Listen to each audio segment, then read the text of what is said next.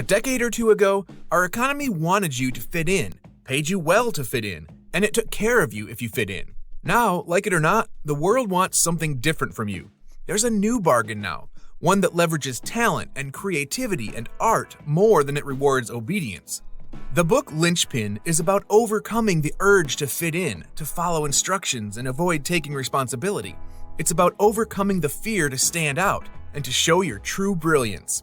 The author, Seth Godin, introduces you to a broader meaning of art and shows you how you can become indispensable at your job by embracing your humanity.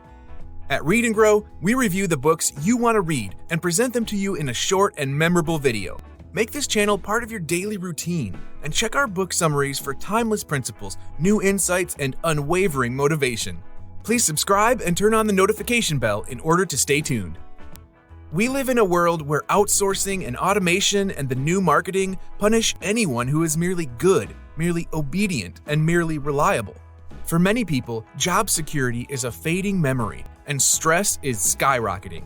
Nowhere to run, nowhere to hide. There are no longer any great jobs where someone else tells you precisely what to do. Instead, successful organizations are paying for people who make a difference and are shedding everyone else. As much as a cause of suffering for many people, this is also your opportunity to become indispensable, highly sought after, and unique. The indispensable employee brings humanity, connection, and art to her organization. She is the linchpin, the person who's difficult to live without, who's worth finding and keeping. How do you become indispensable? You don't become indispensable merely because you are different, but the only way to be indispensable is to be different. That's because if you're the same, so are plenty of other people. The only way to get what you're worth is to stand out, to exert emotional labor, and to produce interactions that organizations and people care deeply about. Be human, contribute, interact. Take the risk that you might make someone upset with your initiative, innovation, and insight. It turns out that you'll probably delight them instead. Consumers say that all they want are cheap commodities. Given the choice, though, most of us, most of the time, seek out art. We seek out experiences and products that deliver more value, more connection, and change us for the better. The new American dream, the one that markets around the world are embracing as fast as they can, is this. Be remarkable, be generous, create art, make judgment calls, connect people and ideas. And we have no choice but to reward you. The art and the artist. An artist is someone who uses bravery, insight, creativity, and boldness to challenge the status quo. Art is a personal gift that changes the recipient.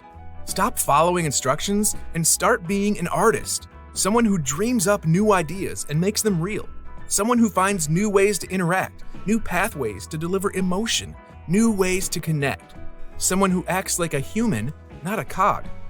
Your work is to create art that changes things, to expose your insight and humanity in such a way that you are truly indispensable. Our society has reorganized so that the answer to the question, where should I do art, is now a long booklet, not a simple checklist of a few choices. The gift of emotional labor. The act of giving someone a smile, of connecting to a human, of taking initiative, of being surprising, of being creative, of putting on a show. These are things we do for free all our lives. Don't reserve your emotional labor for when you are off duty. Bring that gift to work. When you develop the habit of contributing this gift, your coworkers become more open to you, your boss becomes more flexible, and your customers become more loyal. Emotional labor is available to all of us, but is rarely exploited as a competitive advantage.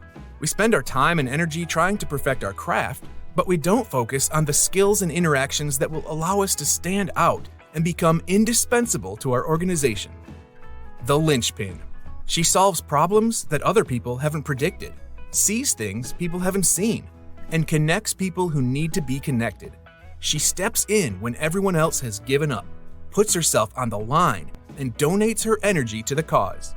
If you want a job where you are treated as indispensable, given massive amounts of responsibility and freedom, expected to expend emotional labor, and rewarded for being human, not a cog in a machine, don't work hard to fit into the square-peg job you found on Craigslist, and don't send out resumes. The only way to prove, as opposed to assert, that you are an indispensable linchpin, someone worth recruiting, moving to the top of the pile, and hiring, is to show, not tell. Projects are the new resumes. If your Google search isn't what you need it to be, then change it. Change it through your actions and connections and generosity. Change it to be so over-delivering that people post about you. Change it by creating a blog that is so insightful about your area of expertise that others refer to it. And change it by helping people online. Making the choice. You can either fit in or stand out, not both. You are either defending the status quo or challenging it, playing defense and trying to keep everything all right, or leading and provoking and striving to make everything better. The in-between spaces are scary. Being slightly remarkable is a losing strategy. You can't have it both ways, so make the choice. Seth Godin ends the book with the following note. He says he didn't set out to get you to quit your job, or to persuade you to become an entrepreneur, or change the entire world. All he wanted to do was sell you on being the artist you already are, to make a difference, to stand for something, to get the respect and security you deserve.